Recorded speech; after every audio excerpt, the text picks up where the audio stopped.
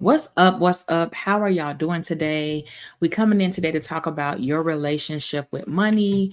I'm gonna give you all some time to come in and we're gonna go ahead and talk.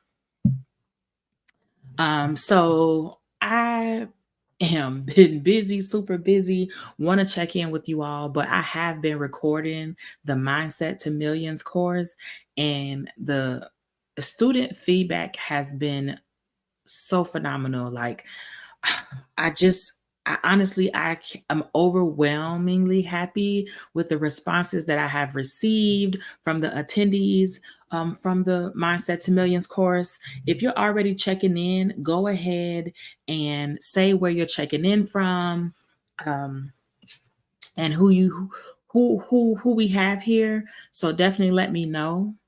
But while we wait, before we go ahead and get started, but yeah, so I recorded the first part of the Mindset to Millions course last Thursday, and it was about debt detox, like so decluttering your finances so you can pay off debt. Oh, hey, Point Blank Period podcast. Oh, I'm in ATL too. I like that name, Point Blank Period podcast. Okay. But yeah, so then now I'm going to record the second part of the course this Thursday.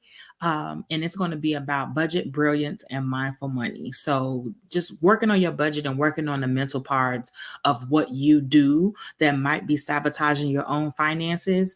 And the reality is, a lot of times we don't realize the things that we do subconsciously that sabotage our finances and our relationship with money. And a lot of time it's mental. So like you hear people use the term all the time, money mindset, money mindset. But what does that really mean? And then what does a good money mindset look like? So money mindset is the mental thoughts, beliefs that you have about money. And those are the things that shape how you use money. And it's really important because you don't think about maybe how you were exposed to money in the first place when you were younger, how you saw money when you were growing up, and how that affects how you see money now. Hey, Anthony, hey, about that wallet. I don't know, Anthony. If you free, you might want to come in the studio. Let me know. So a lot of times we don't realize the ways that those things we're talking about money mindset and your relationship with money and how you think about those things can affect how you use it. And I'll give a better example. So for myself, I grew up like they say I grew up in poverty. I grew up below poverty. Poverty would have been a step up for what I grew up in. So my mother was 17 when she had me, and I was her third child. So naturally, we experienced a lot of difficulties and hardships in that process. So I grew up experiencing food scarcity. So I had times where I didn't know when I was going to eat. We made all the syrup sandwiches, and it's so funny because I was just talking about this on the Financial Fields podcast, but uh, syrup sandwiches, sugar water, all of the, I guess you could say was the hood staples that we made and all those different things. So when I got older and I was able to get in a position where I could afford food, I felt like I had to have a full freezer. I had to have a full cabinet. I had to have all of those things full in order for me to feel okay. And it just made me feel good to see the full cabinets because mentally now I have my own child and I've made it up in my mind.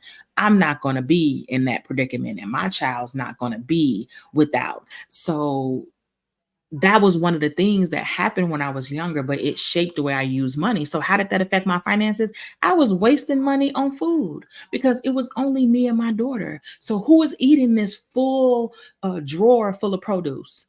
Who is eating this full freezer full of food that ends up getting freezer burn or ends up getting things happen to it where I'm not even able to use it? So now my money financially is going to waste.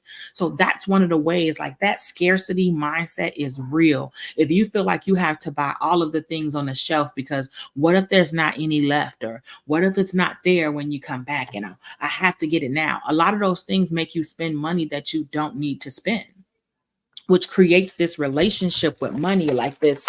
You remind me of my grandmother. This lady has two different It's the truth though. I did. I used to look at the freezer and I used to feel like, yes, like my freezer is full, my cabinets are full, like, but it's just two of us. So who eating it? I used to feed people. Like I used to, because I would have so much food. So I started feeding people because I would cook and we would have way too much food.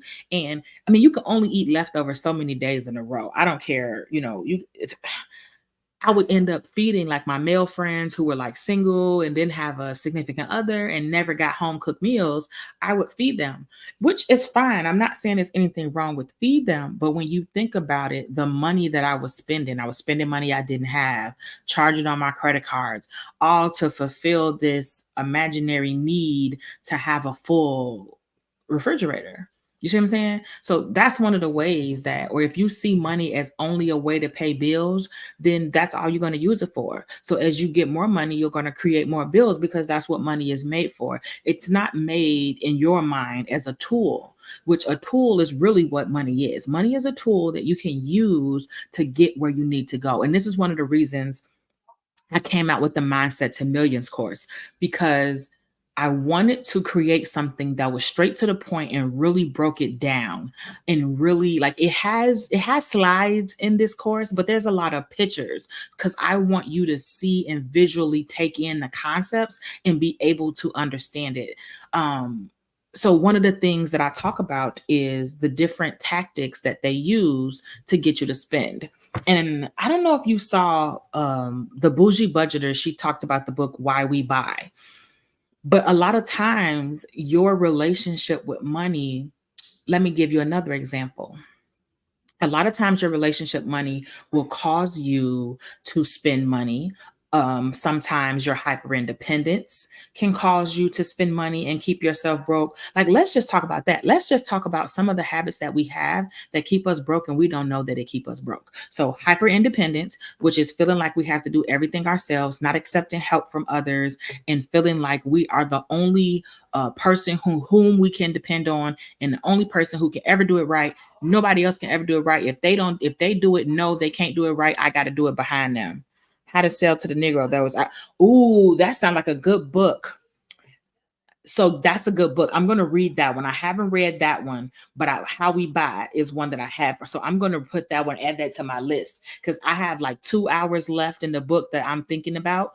But yes, hyper independence is something that we do, and the way that that affects your finances is because it causes you to pay for things that you don't have to pay for. So you putting strains on your wallet, and your mouth and your mind is writing checks that your wallet is not prepared to cash. Because you like, oh, I do it, I got it. Oh, I do it, I got it. And it's like, yeah, your wallet like, sit. Like, we struggling down here. You know what I'm saying? And you have people offering to assist you with things and offering to help you, but you're refusing that help and you're refusing that assistance. That's another way that it can show up in your finances. Another habit that we have that shows up in our finances is going to be our self-doubt and our lack of self-confidence. It'll cause you to not only push yourself back in your financial goals by not accepting promotions, not applying for opportunities, second guessing yourself, and not feeling like you are worthy of wealth and you are worthy to be in rooms with wealth. Uh, I know society has taught us in some instances that we are not, those are rooms we shouldn't be in, and we shouldn't, but that's not true. So you can't start to believe those narratives and then now kind of personify, because you kind of bring them to life. You have to work to not listen to them and work to build up your confidence. Oh, that's a good one. Walking into the store and buying things and trying to prove to the sales rep that we have money. I've got another one for you. Have you ever walked in a store and you didn't want to buy anything? Like, you walked in, you looked for something and you didn't purchase anything, but you felt bad. Like when you were walking out, you felt like awkward and you felt like, oh, they gonna think I'm stealing something because I'm walking out of here without anything, or purchase something, you like you said, just because you want them to know, like, I got money. Like, y'all just didn't have what I want. That's money you don't have to spend. And that's money that can go to something towards your financial goals. Because I tell you, I taught them in the first part of the Mindset to Millions course. $5 is money that can go towards your debt. So don't think that an amount is too small, or just because you made it like that. $5 can go to your debt, and it can be a wonderful thing, because don't just think about it as the $5 you put on the debt. Think about it as the interest that you're now not going to have to pay because you paid that $5, especially when it comes to something like an auto loan or a personal loan or something like that. A lot of times when you put that $5 down on that loan, it's going to also be the interest that would have accrued on those $5 for the life of the loan that you are now eliminating. Yes, but I have gotten away from that. I had to free myself. Yes, good for you. Good for you. Oh, yes, mortgage, student loans. All of those loans are loans that accrue interest every single day. So if you throw $5 at it, don't feel like that's too small of an amount. As long as that $5 is going directly to your principal balance, then exactly, all coins matter. Yes, exactly. So as long as that money is going towards your principal balance, it's going to help you. So spending that $5 to show them you got money is only keeping you broke and only helping you not have money. You know what I'm saying? So these are the type of things that you have to think about. And these are the type of things we talked about last Thursday. Then we talked about the different ways that you can pay off debt. So we talked about a lot of times, everybody, makes the word budget synonymous with being broke, or they don't want to budget because they feel like if they're budgeting, they're penny pinching. Again, your relationship with money, that is a mental thing that you have associated with the term. That does not mean that's what it is, because who got a budget? Who got a big budget and they follow that budget? All these big corporations that you're spending your money at, all these credit card companies that are working to continue make you to sign up for their offers so that you can continue to pay them. All of them have big budgets. So budget does not mean broke, because the biggest company with the biggest wallets have budgets. Budget don't mean broke. You've associated with that. And so now you avoid it and you don't want to do it because you've created that mindset around that word. And some people are like, well, just call it a spending plan because people don't like the word budget. No, you have to work. It's all about your mental, because you're going to have to release that mental negativity around managing your money in order for you to be successful anyway. So why avoid it? Don't avoid it. Embrace it. Work to change it. Work to correct it is essentially what you want to do. So, the next thing I think that really is an important factor when it comes to managing your money and your mindset and your relationship with money that we tend to do is it's habits. So, having bad habits. So, do you ever get off work and then every time you get off work, you go to the same store and you stop by that store every time? I feel like this happens a lot when it comes to like coffee shops or different things like that. And it's almost like you've built this habit that every time you go, you have to get these items. Uh, Hold on. Every time you go, you have to get these items and you have to hold on.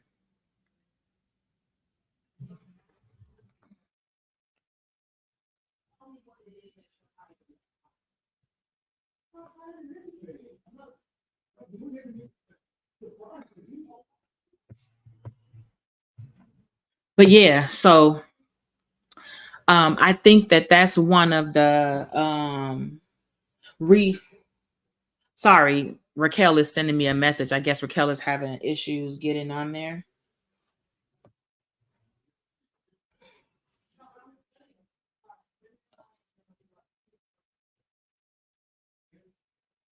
Oh no, she's on Google Meet. She got to use this link. Sorry about that. Let's see how long it takes her to come up.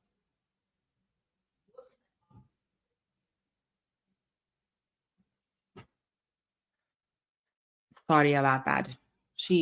Should be coming now.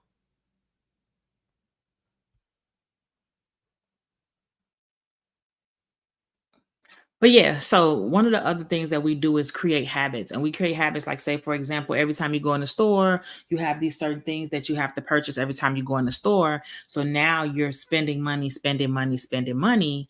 And that's causing you to spend money you don't have. We just like we make up so many reasons to spend money. I deserve these shoes. I've worked hard. I deserve this trip.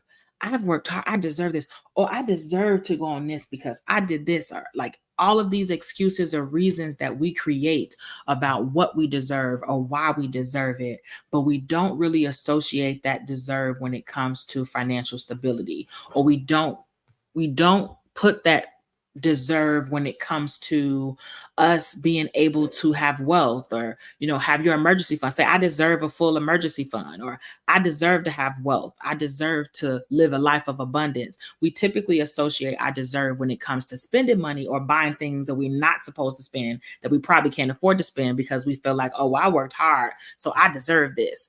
And a lot of times that's the reason that we give. But I'm going to go ahead and bring Raquel up so she can introduce herself to you today and we can get started on the conversation. I'm going to bring her in now. Hello. Hello. How you doing? I'm good. I learned what happened. Y'all, we had some technical difficulties on the back end. We did. We did. I was in it was a Google Meets link, and I didn't realize that that's where I was waiting. So I'm like, well, she must be busy whole time. I'm late. Sorry, guys. It's okay. Things happen. Like, it is what it is. So we were just we started on the topic talking about your relationship with money. We hadn't gotten to the point of repairing it. I was trying to give time. What was going to say? But I want to give you the opportunity to introduce yourself. So this is Raquel Curtis, aka the Boujee Banker, and I'll let her tell you how she got that name and give you an idea of like who she is, what she does, and how she comes to help us today. Well, thank you. Hey, everybody. It's so good to be here. So yeah, my name is Raquel. I'm known as the Boujee Banker. And how did I get here? Okay.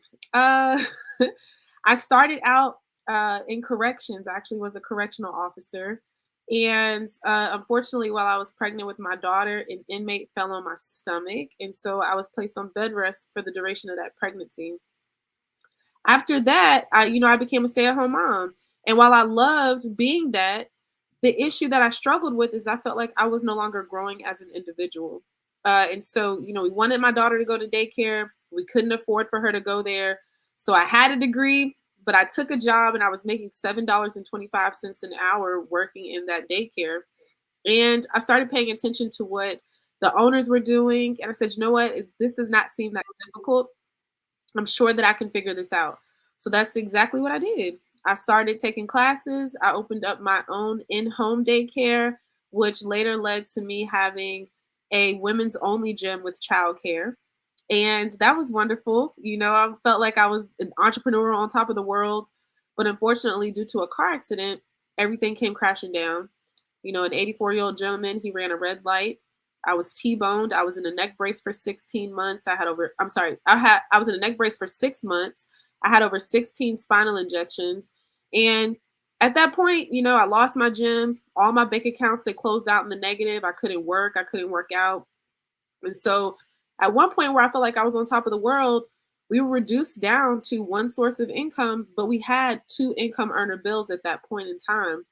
And so there were many nights where I had the feelings of, is the power going to get cut off? Do I need to have the things taken care of for my household, or are my kids going to have a Christmas? Those are the conversations that we were having at that point in time. And I was determined not to be in that situation anymore. So I started working multiple jobs. I worked front desk at the hotel.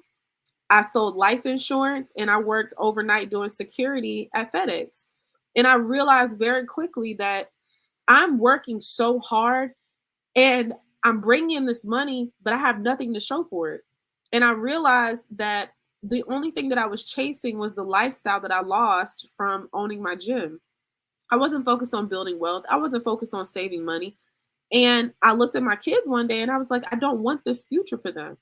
I don't want my children to grow up and have to have the stress and the anxiety and the depression that comes with not having your finances in accord. And so at that moment, I decided I was going to change everything. I was still working those three jobs, but my focus shifted. I started focusing on investing. I started focusing on saving and paying down debt. And my friend, she was a banker, and she approached me. She said, "You know, you're really good with money. Have you ever thought about getting into this field?" And I was like, "Girl, no, I hate math. I would never do that." And then I became a banker because those benefits looked real good. Okay, and so that's what I did. I became a banker, and it was the best job I ever had in my whole life. I was able to see people have similar financial situations to what I went through in the past. I was able to see all the negatives in their accounts and coach them through the things that I've done to get myself out of that situation, and really have a more in-depth perspective of how people truly manage their money and what it looked like when they would come out of it. So I went above and beyond in my job. I really did enjoy it. But unfortunately, due to the pandemic, December 3rd of 2020, I walked in thinking we were short staffed, and I walked out unemployed. And so there were three bankers that lost their job in my branch that day, and there were thousands of bankers that lost their job company wide. And I found myself in a very similar situation, but different financial picture. Once again, here I am, down on my luck, or so I thought.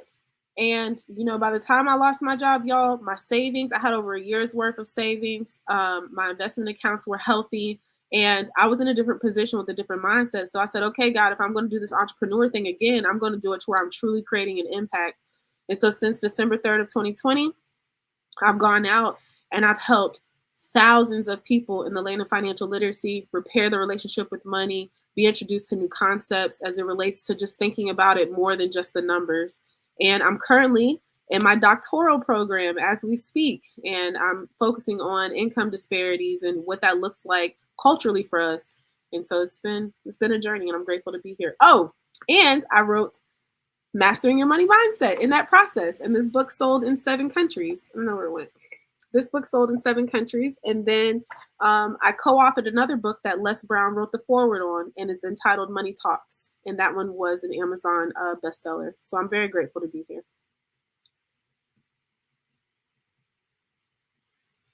I think you're muted.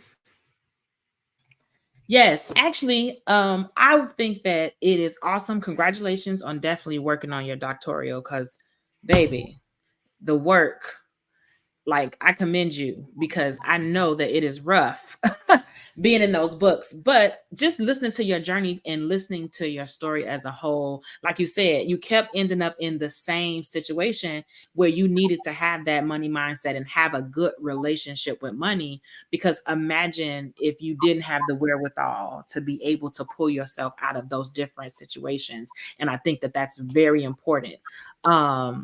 Oh, yeah, she said congratulations. Oh, well, I guess I should put them Thank on. you, but hold on. We co authored. I think you're, are you not on Yes, this? We yes, I am. co authored. Let I me was correct. letting you. I was letting you have your moment. I was gonna say No, something, but I wanted forget to my give you those moment. flowers first. No, forget my moment. Look, we co-authored. Can y'all see that? We're all in the back. You see this? Yeah, We co-authored this Money Talks. Yeah. yeah, and we're getting an award this Friday. We are. That's so exciting. Yeah, I know, I know. So yes, I feel like your story is the true testament to say, like, how, like, you're really much writing your book, like, your life is the testimony to that book. Like, your is the testament to say, like, yes, this is why you need to do this, because this is going to happen. If the pandemic did not show us anything, it showed us all the things that we've been preaching about, what happens if you go without money, or what happens if you lose your job. Like, but I feel like the pandemic came and was like, hold my beer, hold on. Like, I can show you better than I can tell you that you need to have some type of The, financial pan- wherewithal, the pandemic put some hair on everybody's chest.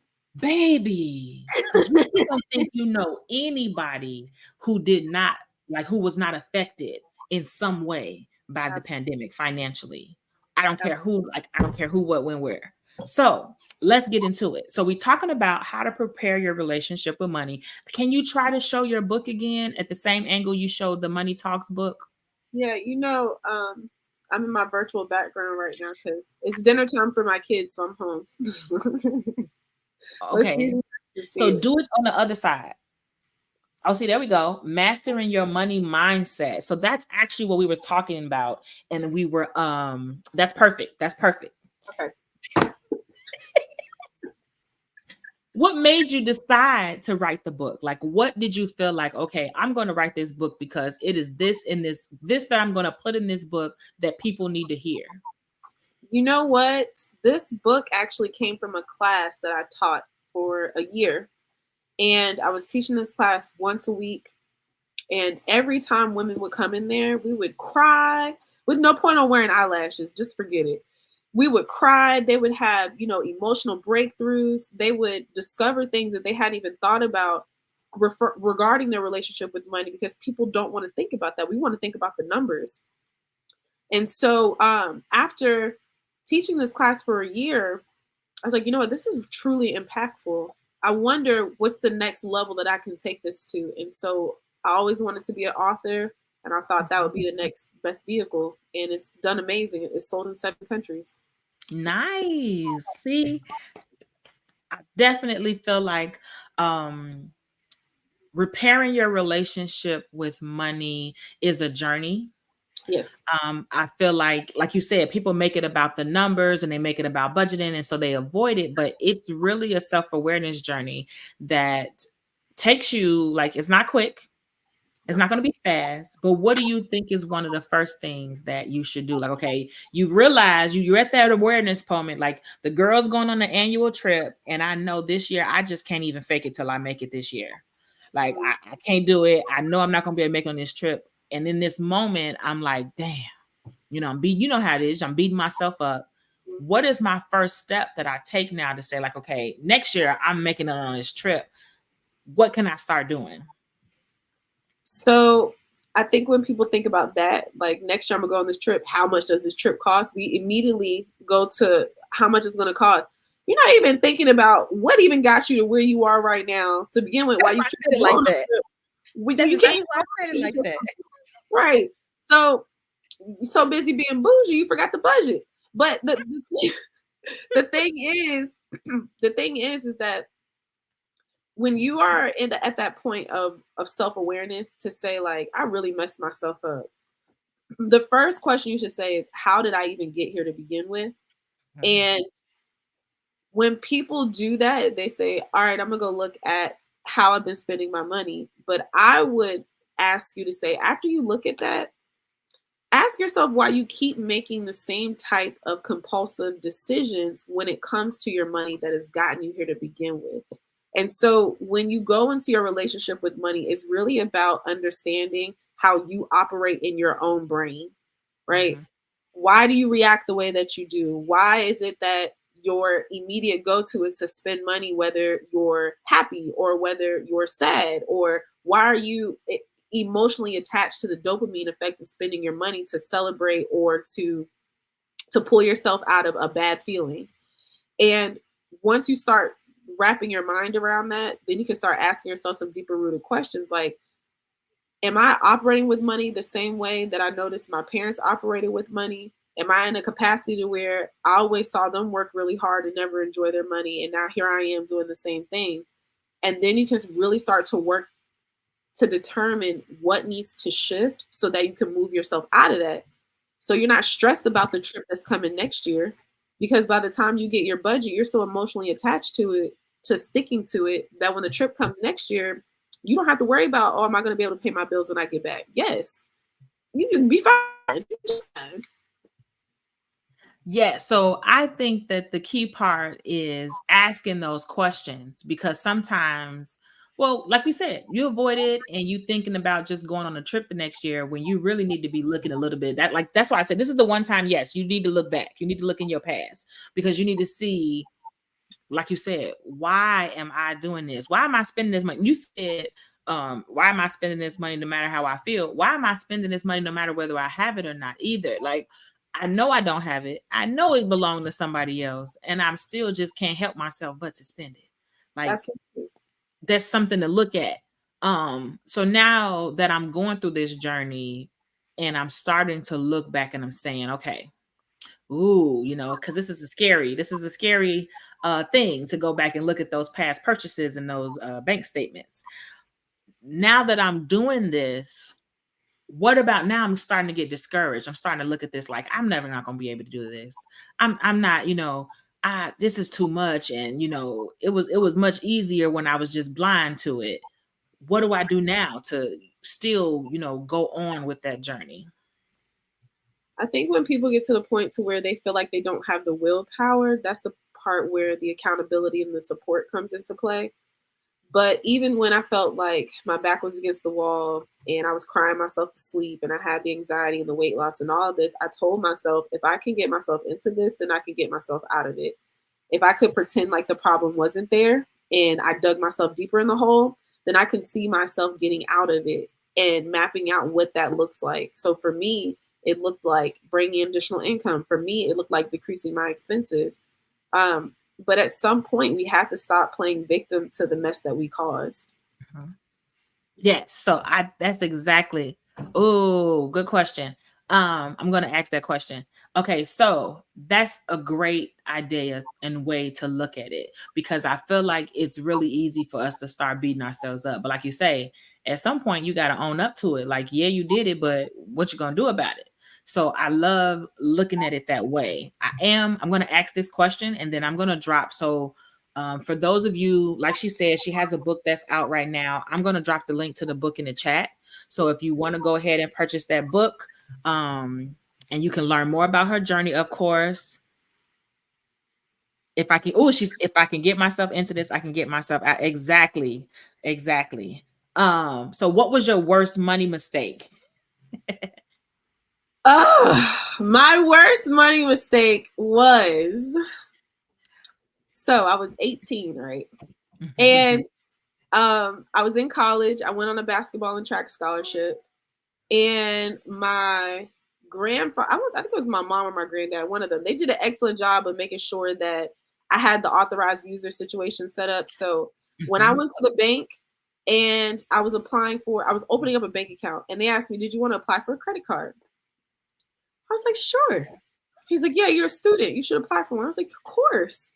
And so when he pulled my credit, he made a face. He went like this. He said, and I should have known that that was something important when he did that, but I didn't know what credit was. And Mhm. so turns out I had a credit score of 720 at 18. Mhm. No idea what credit was. I was like, "Oh, this is free money. I'm going to go take my boyfriend shopping." Oh. And I maxed out that $1,000 credit card, I think in probably in like 6 or 7 hours. Oh. Not even joking. We went to the mall. I bought him the nice little hood diamond earrings on the carts. we got Exactly what you we got the all the pants and we got some shoes, and it was around Christmas. I bought him back when LeBron was like first out. I bought him tickets to go see LeBron on Christmas and like the basketball game and all of this. And yeah, it took me forever. I was paying $25 minimum payments forever because I didn't even have money to pay the thing back. And it right. ended up, going on my credit. And that was really the start of me realizing that there's something with money. But even then, you're that young, you're just like, yeah, whatever. Mhm. Like, whatever. It'll eventually go away. And so that was my biggest money mistake. Is number one, I never knew what credit was, even though I had excellent credit. And then number two, the financial decisions that I made behind it once I had the credit card, just horrible. So that is a great question. Thank you so much for asking that about that wallet, because that's one of the questions I ask all the time, because I feel like a lot of people live ashamed of their money mistakes. So I like to show them that we are the financial experts of the world and we do have money mistakes too. Like nobody is without money mistakes. Warren Buffett has money mistakes. So it's no reason for you to, be ashamed of it or hide. It's just a part of your story and you have the ability to rewrite it. Like none of that means nothing now that you are where you are and you're an author and award-winning author, getting your doctoral. Your professors Yes, are not, but no, seriously, yes. your professors are not asking you, oh, so you ran up a credit card at 18. Like it's a thing of the past now. Mhm. Oh, it really should be against the law this happened to me too. It happened to me too. It sure did. That's exactly the first my first run in with credit too. I was in college going to the express store, had cash in my pocket, but the cashier asked me the same thing. You're a student, get a card. They did. They preyed on us though. You They remember when they really were giving out pizza? They were giving out pizza for credit cards. yes. The banks used to come up to the all the time. They had their little table with their little logo tablecloth or whatever all the time.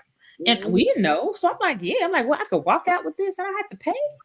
Yep, absolutely.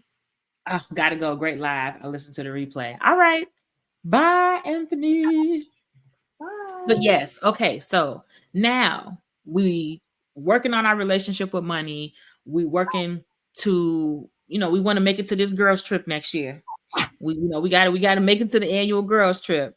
Um and so now I'm going through this journey and I'm learning so much about me, myself, and my money. And I'm starting to work to repair. One of the things I tell people all the time too, at this point, if you need help, that's why you have assistants, you have people that help you, you have people who are here. And this is why we create resources like her book. Because that to me, buying a book is a simple way to get started. It's low cost. So it's not, you can start there and really start doing the work. And then if you start and you feel like, oh, well, I kind of need a little bit more push, I can't do this by myself. Yeah. That's when you call the person who wrote the book. And you see what services they have and you see how you can get into those services so you can make that transition and start the process and start the work because it's work at the end of the day. It is work. It's a lot. It's You got to dig deep. You think you know who you are until you go in those statements. Those statements will tell you everything about yourself you didn't know. Because Man, on a day to day basis, you're not thinking about how many times you're swiping. You're not thinking about how many times you're tapping, and you're always making excuses for yourself as to why something's okay in the moment. And then you go and you take a look at those statements. And you're like, I did that. I spent that much money this month. The way that you start to question yourself and everybody around you, everything switches up. no, look, you get paid and you got the calculator like, Like, okay, hold damn, on. they did add that up right. I did spend all that. Okay, I'm wait a making minute. too much. I'm making too much money not to have anything to show for it. Wait a minute. I definitely been there, boy. I done calculated to see because I know they miscalculated something in this Oh, online bank statement. let me check my deductions. I promise you, I have done this before. I have calculated the available balance versus the current balance. Like something got to be wrong. Like ain't no where all that money gone. Is something pending? What's the problem? I promise you, I have. Because it used to be like that. It used to be rough in these streets, man. Um. Okay, so working on that credit. I mean, not that credit. I'm sorry. Working on their finances, getting back on track, and what is one of the things that I'm not going to say one of the things that you wish you had known, but one of the things that you feel like more so like every person needs to hear along that journey and as they work to get there. And after this, we're going to get into like, okay, how do I get my finances on track? Like I've gone through the working on my relationship with money. That's what we'll talk about after. But like, what is that thing that you feel like you would tell everybody and that you say? So like for me, I tell people, money management is a form of self-care. Like, so what is something you would tell people along that journey? What I would tell people along that journey is to drop the facade, like Ooh, that's a good the one. faking. I think that, especially because everybody pretty much lives on social media now. And when one thing that we do a very good job of is no matter what's going on the back end, we will put on that face and go outside and we will do everything that we need to do, and nobody can tell what's going on. But the problem with that is while you're so busy putting on the facade for everybody else, you're also hiding the truth from yourself. Mhm. So I would say drop the facade. And that's a good one. That's a good one. Yes, that's a good one. Gotta get the snaps. That's a good one because it's the truth. You start lying so well and keeping that straight face so well, you don't take it off when you get home. Yep, So absolutely. yes, and you're gonna have to peel that back. So now that I'm working on getting my finances together and I've done not the work because the work it's an ongoing journey, but I've started the work. Mhm. How do I get my finances on track now? So glad you asked that. Before we get to the numbers, we need to Mhm. start identifying why you operate with money the way that you do and identifying your personal financial triggers. We all have positive and negative reasons as to why we spend money the way that we do. It's your job to identify what those reasons are, and combing through your statements is a great way to identify your level of bougie, right? Because everybody's looks different. And what you can do for the ones that are positive reasons, like we love a good cookout. We'll pick up something on the way for the cookout because somebody told us, go stop by the store and grab X, Y, and Z, right? I'm notorious for that. Or because it's a date night, we want a new outfit, or because there's a celebration or a birthday party, we just need to go pick something up on the way. But that's not anything you're factoring into your budget. And so if it's a positive reason why you're impulsively spending your money, then just include it in your finances. Have free spend, have gift giving, right? Like if you know you're a giver, include it in your finances. Say, I can allocate $50 a month to give to others, right? And so that way it's not causing you financial detriment because you haven't even thought about it, but you're giving from your heart and you're not giving from what makes logical sense for you, right? And then if it's a negative reason, I encourage people to create if then statements.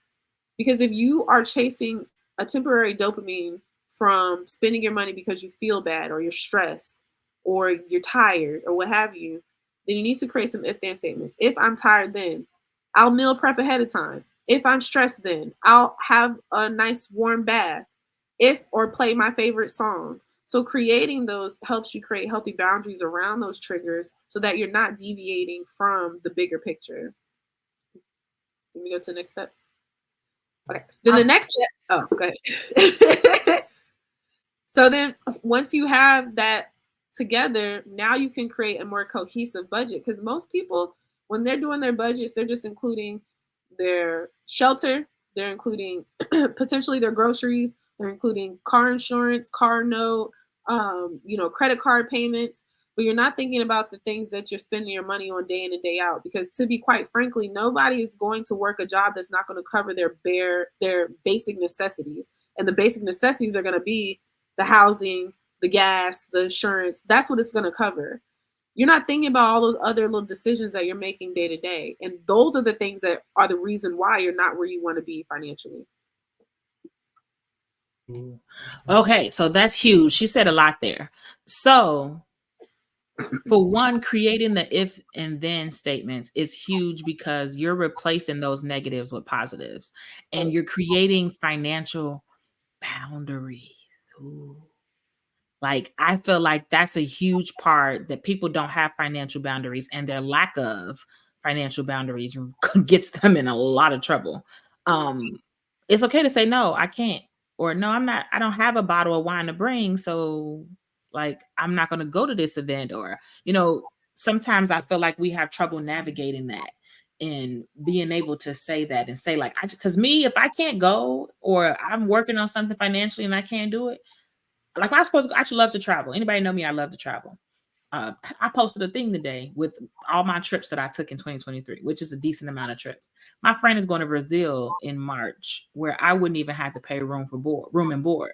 But I just relocated. So I told her, like, I won't be there because financially it does not fit into my money goals. It doesn't fit into what I'm doing. So at the end of the day, it is what it is. I had to make those decisions and decide. So what, I'm going to go to Brazil and then push myself behind. Now my year is going to start off behind. You know what I Mhm. mean? Because that's already the beginning of the year. So just the effects of those decisions that we make, and then we continuously do it. And like you say, you don't even realize how many times you spent unnecessarily that day, Mhm. but those things add up and they compound on each other. Yep. My And then I issues. love that she said that. I was reading it. I love Oh, that you she said. was. Mhm. Yep, she said my issue is because I get daily deposits. I spend and say I'll get it right back tomorrow. That's the biggest Then lie it, we tell ourselves. Because you're not getting it back. it's that's not coming back. Some new money might come, but that's not coming back at all. That's And you like know when you what? tell yourself, I'm paying my credit card back when I get paid. That's the entrepreneur curse right there. That's the side hustle curse right there. Like I just go back and get it. But what is it keeping you from getting? because that's new money you now have to go work for, and your body is only going to be able to work to a certain capacity for so long where that sentence will continue to work. But if you start saying, these are my goals, I'm going Mhm. to work to achieve these goals, and then this is how much money I need to put aside for me to be able to spend and enjoy my life and stuff. The benefit is when you do have the type of income where it comes in on a daily basis, is that it seems like you almost have enough space in your schedule to bring in a side hustle, right? And so if you can do that, then maybe the side hustle money is what you spend freely, Mhm. and Mhm. then you use the money that you're making, that you're getting the job from on a day-to-day basis, and you use that to achieve your financial goals. But if I don't know how long you've been working, what you've been doing, but what I would say is look at how you've been earning it in the past, and then you can start to map out some sort of structure for yourself. And I'm leaving this comment up here on purpose because I want us to talk about this YOLO stuff right here is what gets us in trouble. YOLO, I deserve. My mama said. It's like, no. That's exactly why I left this up here because this is our problem. This is what get us in trouble right here. Every point I'm trying to blank, get enough period, property is next what gets us year. in trouble. If I go on this trip, I'm not gonna get my property that I want to get next year. Thanks. What is it costing you? Exactly, because Brazil not going anywhere. What is it costing you? I'll go to Brazil another time. I'll go to Brazil later. What's a I'll big be all deal? right. I'll live. I'll survive. Okay. She said we snatching her edges As we should. in a good way. It's not like a yank. It's like a gentle snatch. Not a yank. I was trying to be nice.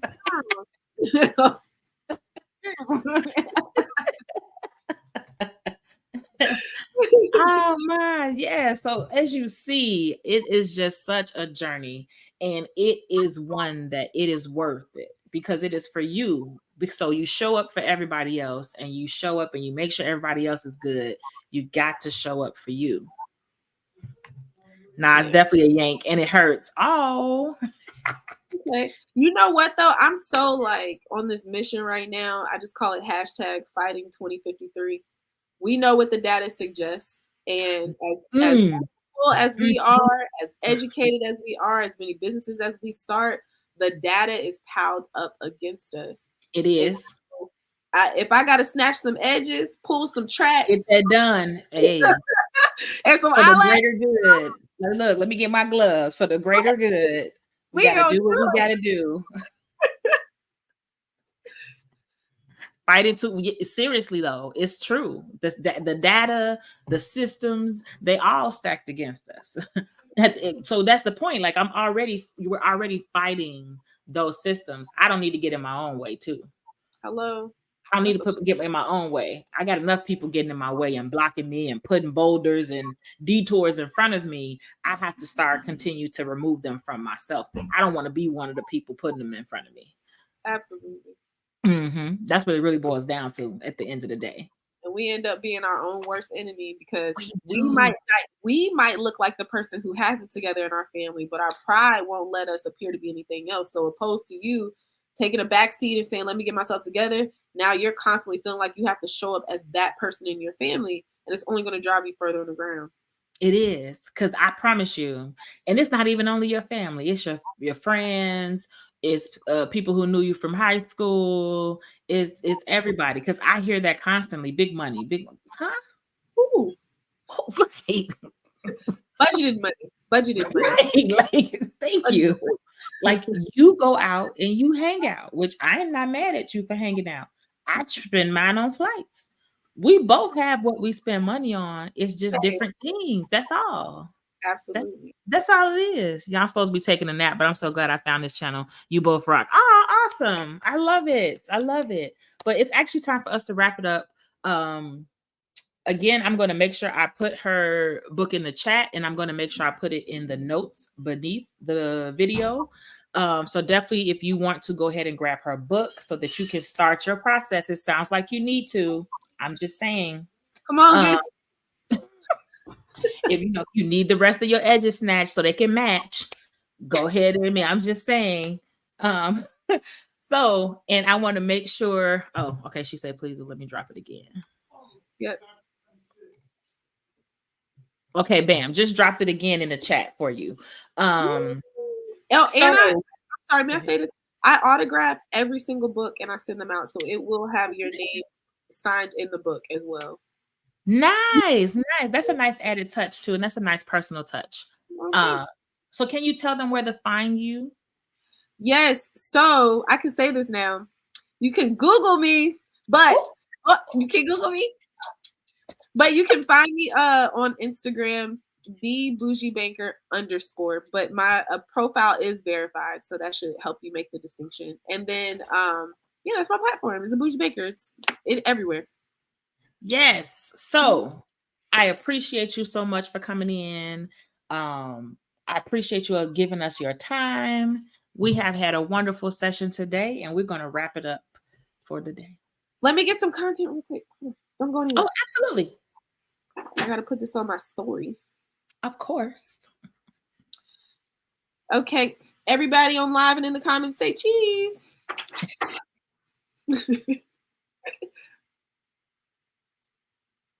Okay, that's great. Thank you for having me. I really appreciate it. Thank you for coming. This was fun. Absolutely. Y'all have a wonderful night. Have a good night. She Bye. said cheese. Bye.